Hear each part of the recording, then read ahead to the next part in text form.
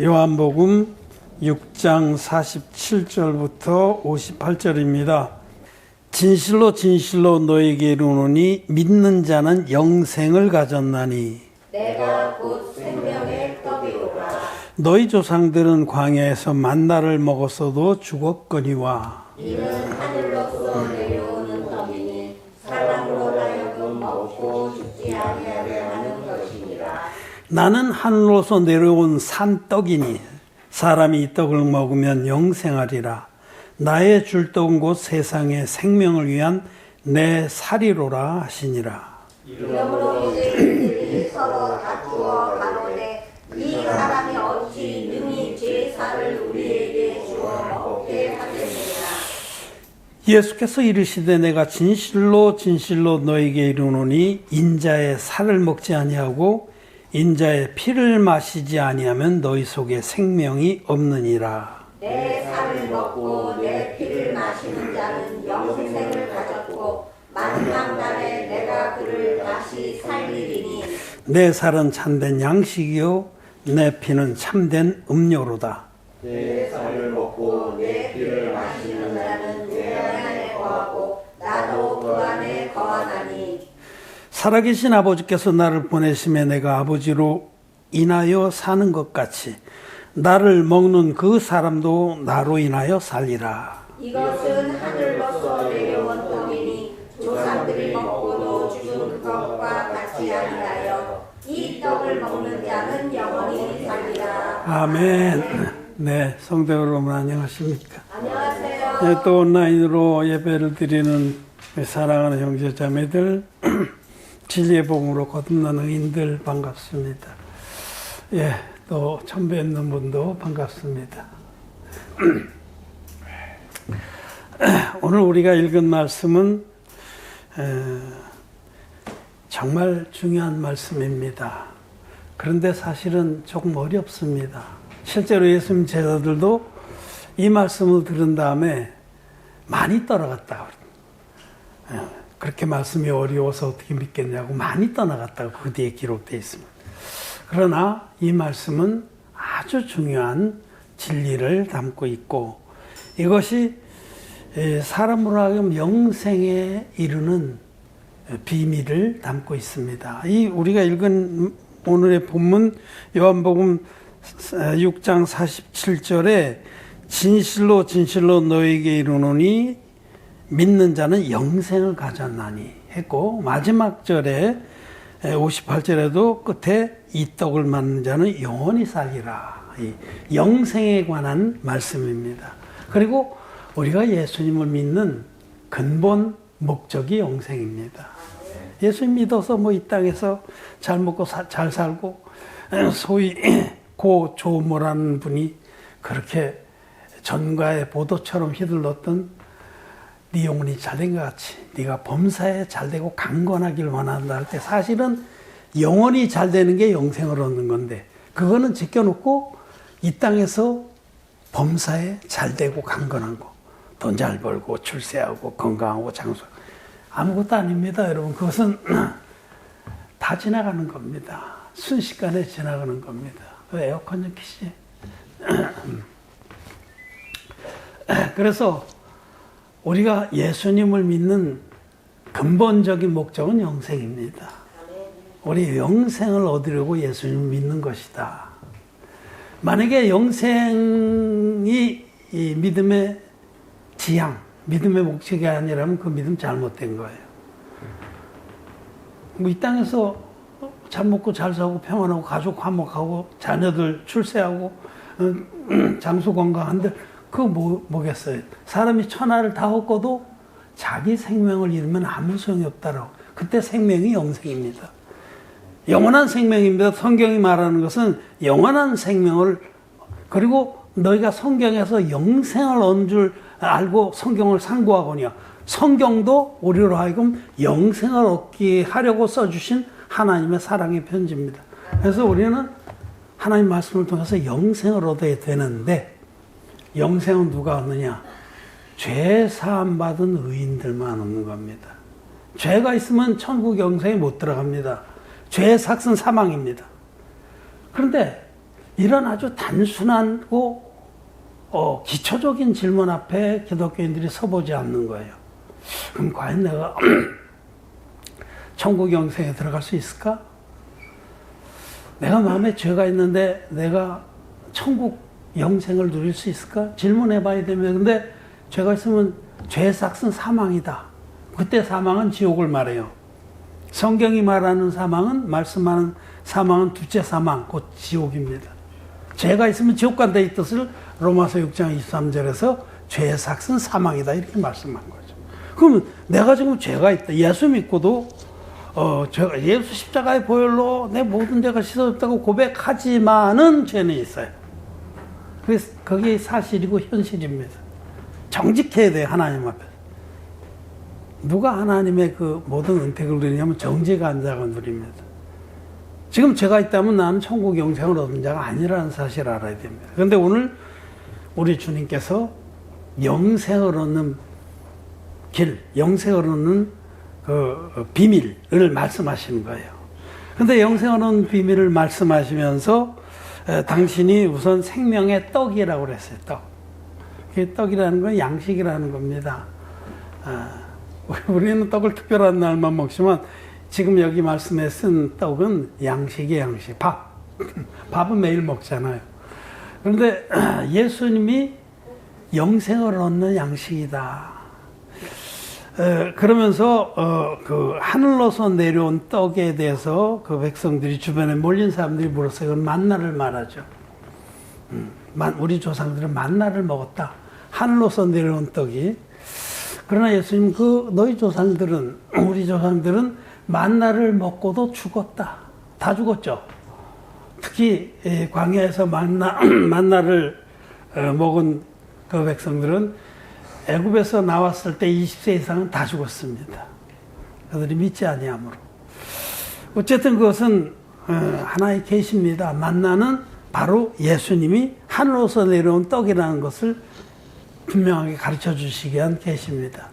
옛적에 여러 모양과 여러 부분에 말씀하신 하나님이 이제 아들로 영생을 말씀하시려고 구약시대에 만나라는 놀라운 역사를 베푸신 거죠.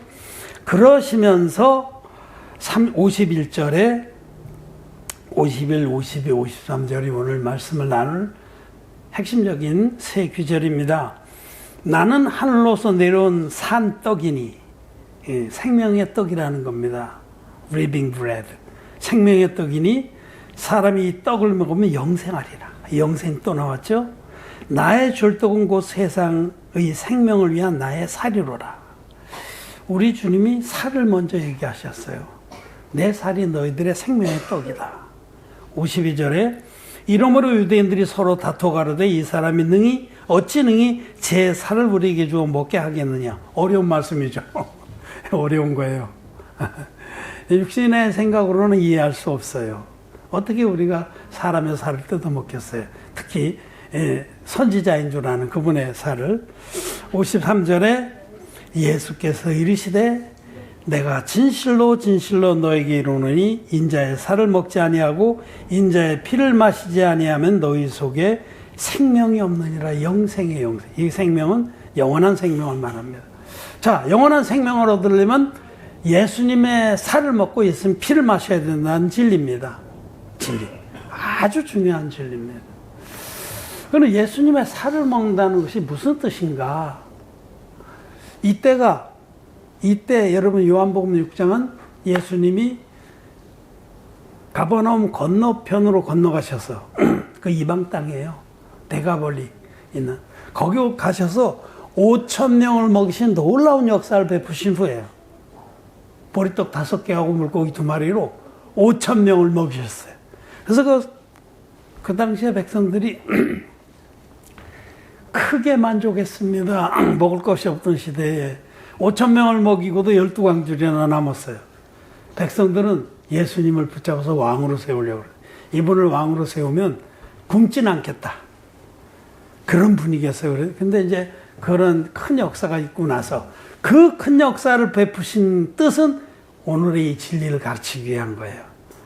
그때 하여튼 예수님은 우여곡절 끝에 하여튼 거기 자리를 피했어요. 그날 저녁에 제자들이 먼저 배 타고 가버나움으로 가고 예수님도 뒤따라서 가버나움 가시게 됐죠.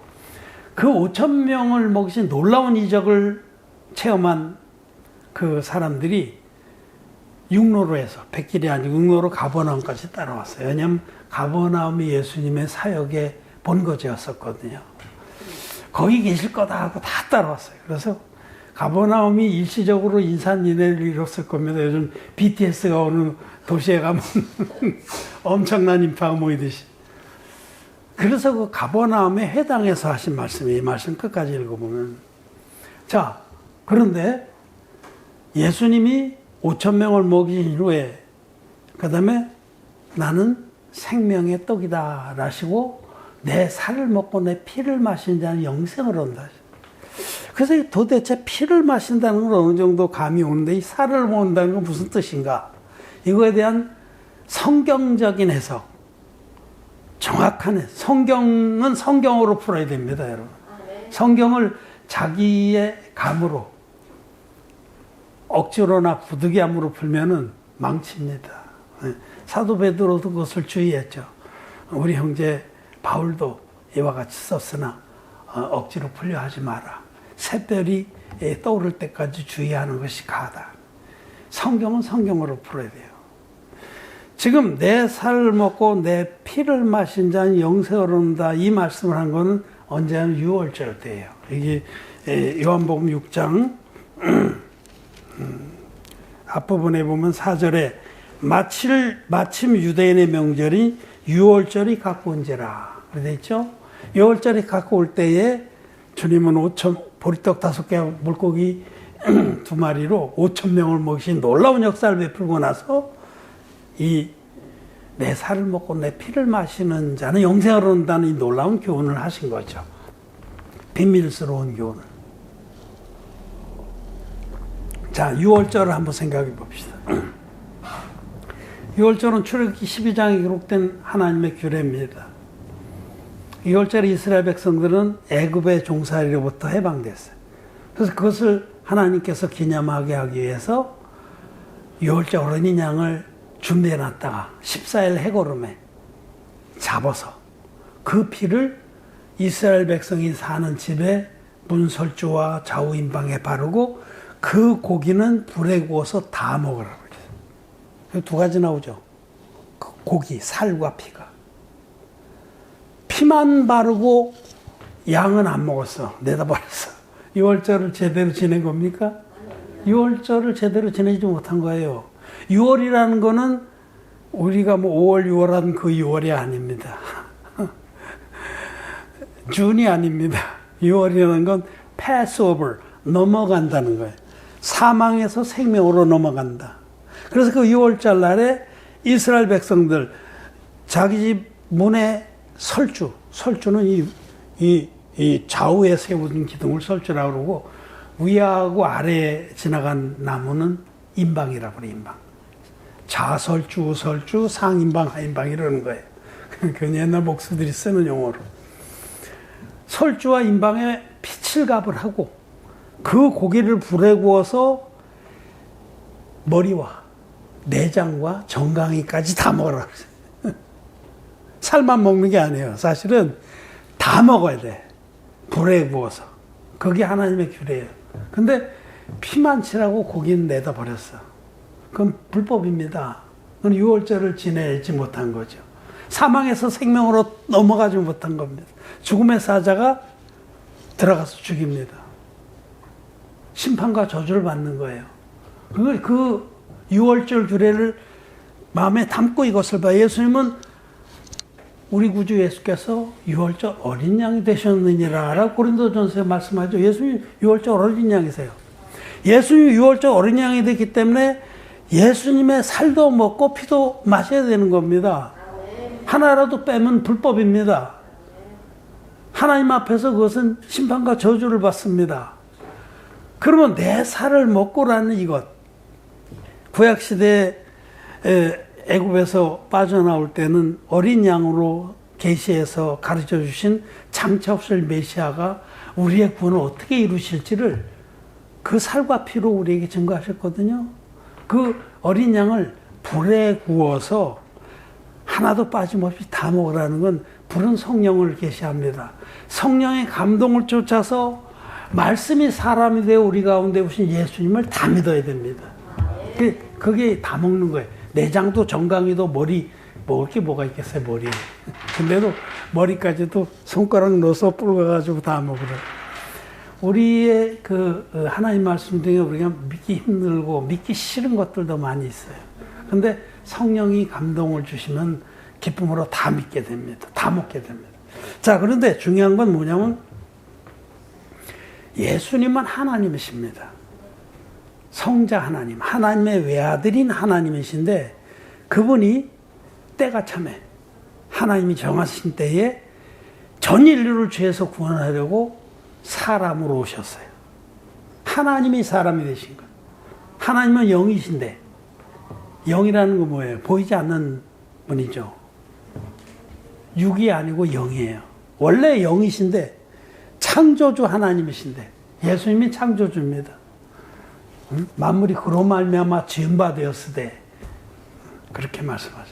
근데 예수님이 그 영이신 하나님이 어마어마한 전능자 하나님이 성자 하나님이 하나님의 약속을 따라서 처녀가 잉태할 아들을 낳으니 그 이름을 임마누엘이 하리라 하는 그 약속을 따라 처녀 마리아의 몸에 성령의 능력으로 잉태가 된 거예요.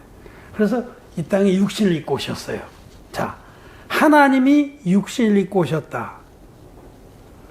그 성경에서 육신, 살, 몸 이것은 그건 신학적으로 보통 인카네이션이라고 하는데 화육이라고 그래요. 화육. 영이 육이 되었다. 화육. 될 화자 고기 육자. 우리와 같은 육신을 입고 오신 하나님이 예수님입니다. 예수님이 이 땅에 태어나셔서 30살 되기까지는 조용히 당신의 사역, 아버지께서 맡겨주신 사역을 준비하고 기다리셨어요. 그래서 30살이 됐어요. 그 30살이 어떤 나이냐면 민수기에 의하면 제사장들이 기름 부음을 받는 나이입니다. 30살이 됐을 때에 예수님께서 이제 드디어 갈릴리 나사렛 마을 자기의 어머니, 육신의 어머니와 자기 양아버지, 돌아가신 아버지와 형제들도 있었죠. 우리 성경에 야고보서를 기록한 야고보나 유다서를 기록한 유다나 이런 사람은 예수님의 반쪽 형제예요. half brothers. 그들이 살던 그 마을에서 떠나서 이제 하나님의 아들 예수 그리스도의 복음의 시작을 알리는 거예요. 마가복음 1장 첫 절에 보면 아브라함과 다윗의 자손 예수 그리스도의 복음의 시작이라 하면서 뭘 소개하냐면 예수 그리스도께서 세례요한에게 세례를 받았다고 말씀하세요. 세례요한을 소개하고 그다음에 그때 예수님도 세례를 받았다.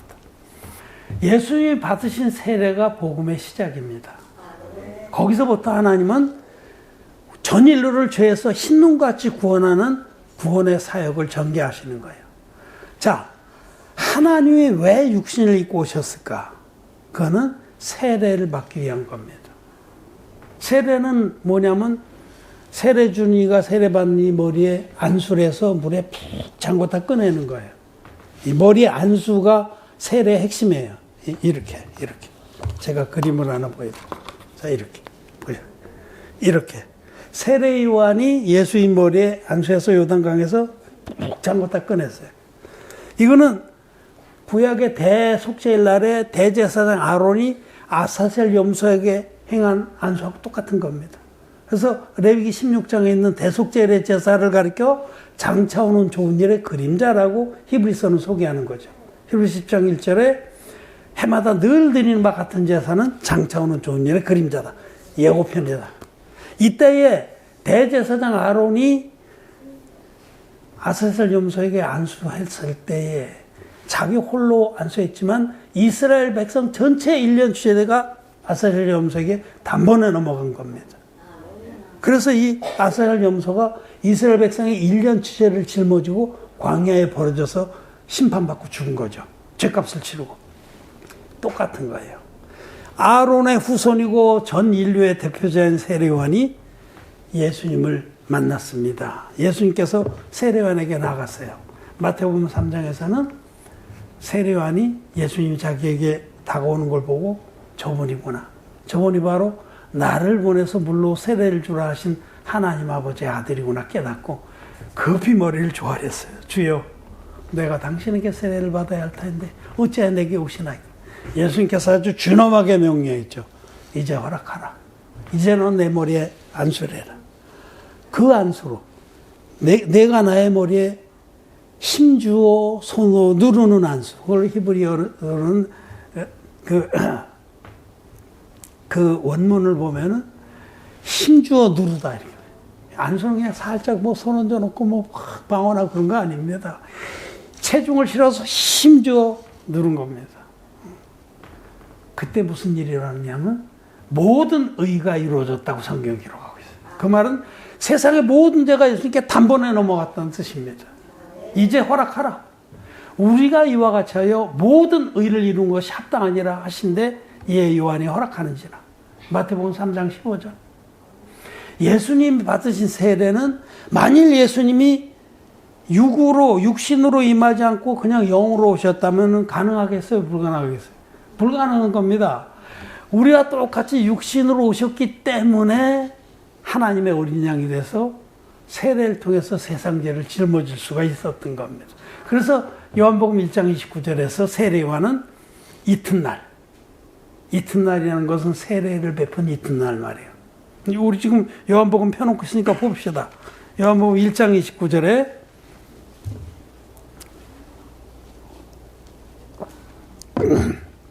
자, 같이 한번 읽겠습니다. 시작. 이튿날 요한이 예수께서 자기에게 나오심을 보고 가로되 보라, 세상 죄를 지고 가는 하나님의 어린 양이로다. 이튿날이 세례를 받은 이튿날이에요. 어제 내가 저분에게 세례를 줄 때 이제 세상 모든 죄는 저분에게 넘어갔다. 그래서 오늘 지금 저분은 세상 죄를 지고 어디로 갑니까? 십자가로 가시는 거예요. 이제는 마지막 조건, 피가 남아있는 거예요. 우리의 죄를 세례로 짊어졌기 때문에 예수님 반드시 돌아가셔야 돼요. 돌아가시려고 오신 거예요.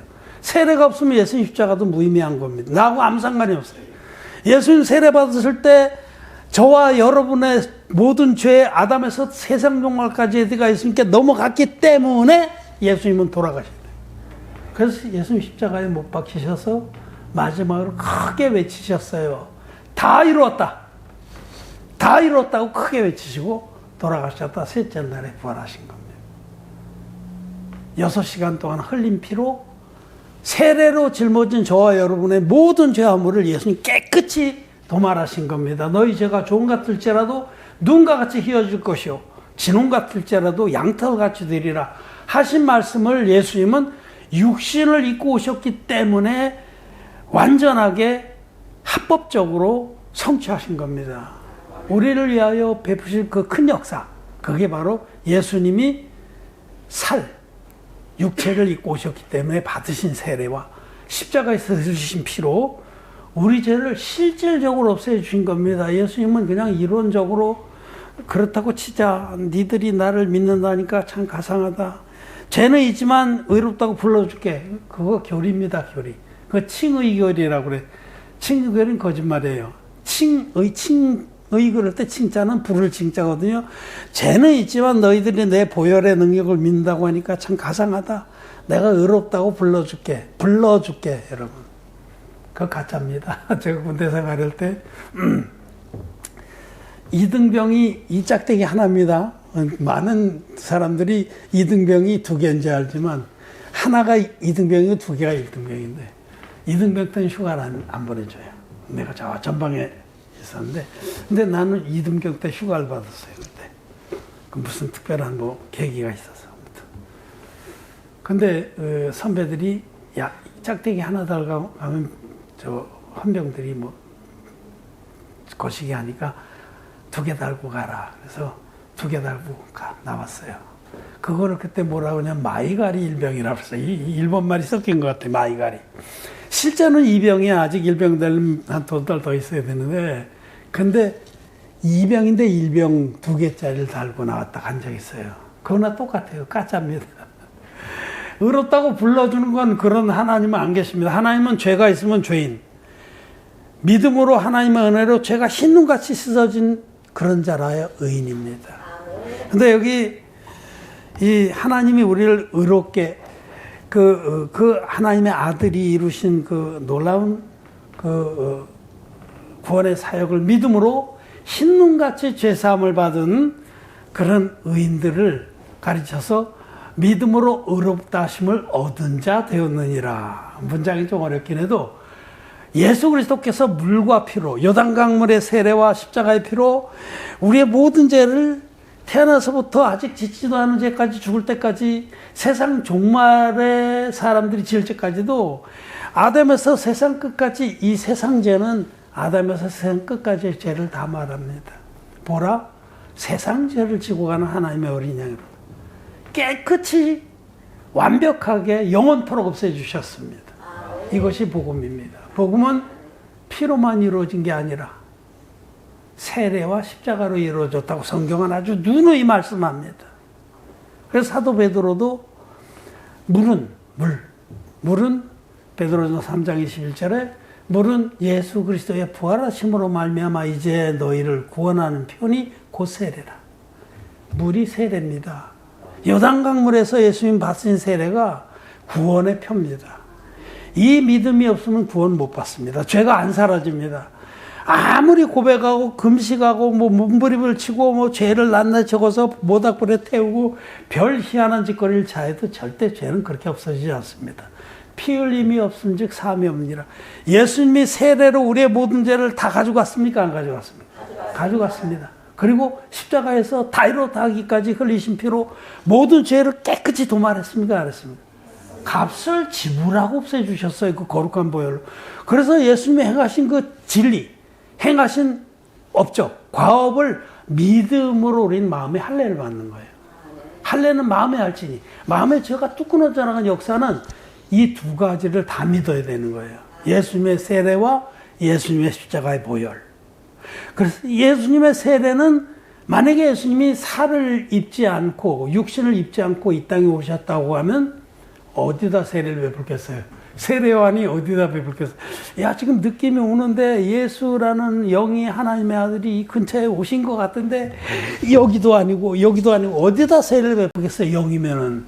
세례를 통해서 인류의 죄를 예수님께 다 넘길 사명을 띠고 온 자가 세례요한이에요. 그 일을 하라고 보내심을 받은 자, 하나님께로. 근데 그가 복음의 시작에 예수님 구원의 조력자로서 어디다 세례를 베풀겠어요? 예수님이 살을 입고 왔기 때문에, 육체를 입고 왔기 때문에 그 머리에 안수를 베풀어서 불에 푹 잠궜다 이렇게 써요. 안수는 죄가 넘어간다 이 뜻이에요. 그 머리에 두다. 레위기 16장 22절의 말씀, 21절의 말씀이에요. 그 머리에 두어. 안수라면 죄가 넘어가는 거예요. 그건 구약의 모든 제사는 반드시 세 가지 비밀이 있어요. 첫째, 흠 없는 양, 흠 없는 제물. 흠이 없어야 돼. 예수님은 흠 없는 양이잖아요. 둘째, 안수. 머리를 확 눌러서, 힘주어 눌러서, 이거는 안수는 죄가 넘어간다 이 뜻이에요.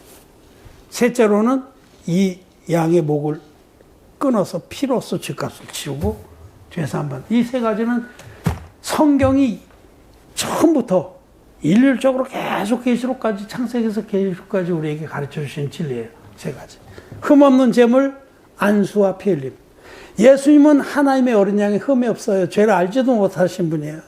그분이 인류의 대표자인 세례요한에게 안수의 방법으로 세례를 받아서 인류의 모든 죄를 당신의 몸에, 육체에 짊어지고 십자가에 가셔서 다 이뤘다 하기까지 피로써 죄값을 치러 주신 겁니다. 이게 진리입니다. 이것이 성경이 말하는 구원이에요. 그러나 그래서 뭐 요한일서나 뭐 이런 말씀을 해석하면서 거듭나지 못한 그런 목사님들, 성경학자들이 이거는 영지주의에 대한 경고다. 아닙니다. 영지주의도 물론 해당되지만 예수께서 육체로 임하신 것을 시인하지 아니하면 세상을 이기는 자가 누구냐? 육체로 임하신 것은 세례를 받기 위해서 육체로 임하신 거예요. 성경에서 특히 신약에서 육체, 살, 몸은 예수님이 받으실 세례를 위한 겁니다. 그래서 여기 내 살을 먹고 먹는다는 것은 믿는다는 거예요. 마신다는 것도 믿는다는 거예요. 내 살을 먹고라는 건 너희가 내가 받은 세례의 능력을 믿고 내 피를 마신 자는 너희가 내가 흘린 보혈의 능력을 믿으면 영생을 한다. 그 말씀입니다, 여러분. 여러분은 예수님의 살을 먹었습니까? 네. 우리는 우리의 유월절 어린 양 대신 예수 그리스도를 규례대로 믿습니다.